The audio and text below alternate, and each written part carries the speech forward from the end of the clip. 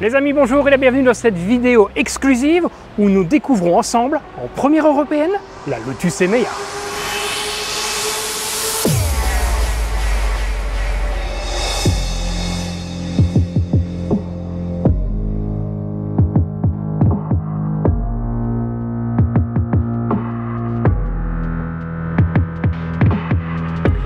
L'Emea est présentée comme une Hyper GT 100% électrique. Mais pourquoi Hyper GT? Eh bien tout simplement car cette berline 4 portes délivre une puissance impressionnante de 918 chevaux et 985 Nm. Oui, vous avez bien entendu.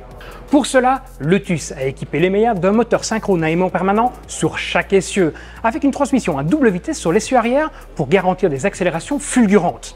Cela ne vous rappelle rien? Oui, vous avez tout juste la Porsche Taycan. Et pour cause, l'Emea se positionnant comme une concurrente directe de la berline allemande. Ces moteurs sont alimentés par une batterie NMC nickel manganèse cobalt de 102 kWh placée à plat dans le plancher.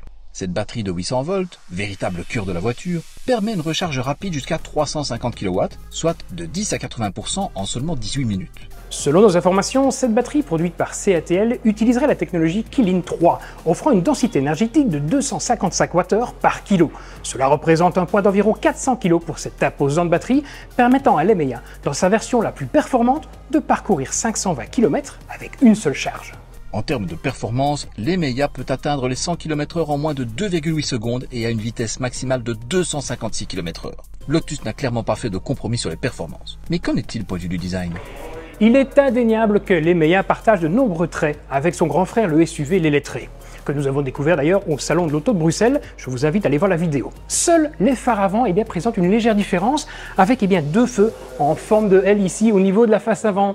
La voiture est également équipée d'une calandre et d'un déflecteur d'air actif pour optimiser soit le refroidissement, soit l'aérodynamisme.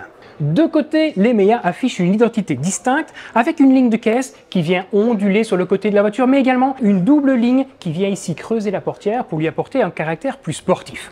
On retrouve également des jantes réellement jolies et sportives, ici en 22 pouces, qui vient réellement asseoir le caractère de cette voiture. Mais ce n'est pas tout. Regardez ce que nous avons. Nous avons également ici des poignées de porte affleurantes et ici à l'avant, dans un encadrement en carbone, les caméras du système de sécurité de la voiture.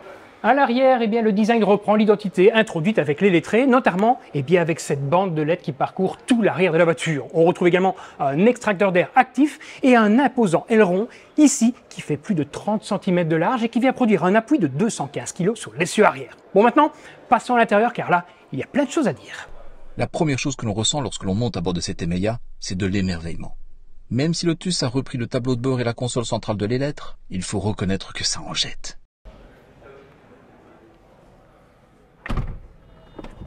Des portes à ouverture et fermeture automatique, j'adore. Alors, pour commencer ici, on retrouve dans cette voiture pas moins de 7 écrans. Tout d'abord, celui au centre, il est tactile et à technologie OLED et fait 15,1 pouces. Il propose une interface moderne et intuitive qui réagit très correctement à la sollicitation du doigt. Celui-ci reprend une interface lorsque vous allez rouler en deux parties avec sur le côté droit, la voiture. Et ça rappelle un petit peu, l'interface de chez Tesla. Les deux écrans suivants se trouvent pour les occupants avant de la voiture. On a d'abord celui devant le conducteur qui va vous donner les différentes informations de conduite et un du côté du passager pour avoir les infos de l'infodivertissement. Ensuite, on retrouve deux écrans supplémentaires ici sur les côtés, vous affichant les caméras rétroviseurs. L'écran suivant se trouve à l'avant de la voiture, il est ici au-dessus. C'est un écran juste exceptionnel. Il fait 55 pouces. Enfin, 55 pouces, c'est la projection de celui-ci au niveau du pare-brise, puisque c'est celui du head-up display qui vous affichera les informations en réalité augmentée. Et ça, c'est quand même le haut de gamme de ce qui se fait. Ça rappelle un petit peu les films de science-fiction. Au niveau des sièges, ceux-ci sont juste magnifiques et sportifs à souhait. Ils offrent un bon maintien, que ce soit aux épaules ou aux hanches. Ils sont un peu fermes, sportivité oblige, mais restent confortables. Devant moi, on retrouve également ce volant, un double méplat, un très joli volant en Alcantara avec des palettes. Les palettes ici à droite vont vous permettre de choisir le mode de conduite pour la voiture et celle à gauche, la puissance du frein régénératif. C'est un volant que je trouve moderne et sportif, un peu à l'image de cet habitacle. Au centre de la voiture, on retrouve la console centrale qui part du tableau de bord et se prolonge jusqu'à la partie arrière. Cette arrière propose le même confort qu'à l'avant avec des sièges sportifs mais confortables. Ceux-ci sont chauffants, ventilés et réglables électriquement.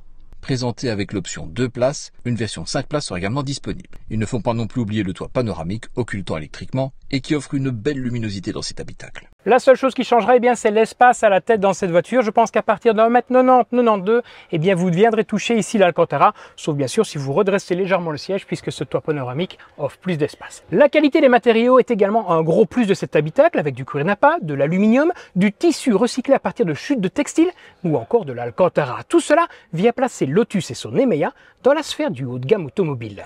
Il me reste à vous parler du coffre.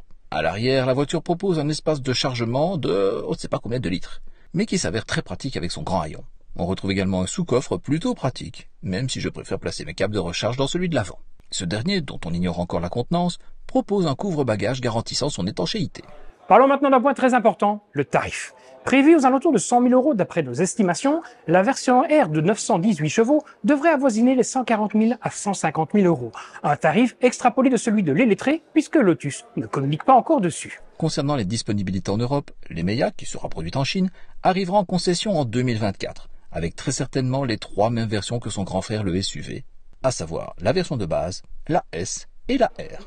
Une chose est certaine, si Lotus a décidé de changer profondément sa philosophie historique axée sur la légèreté, ils ne font pas semblant et proposent des voitures modernes, bien finies et aux performances impressionnantes. En tout cas, sur papier. Vivement l'essai routier.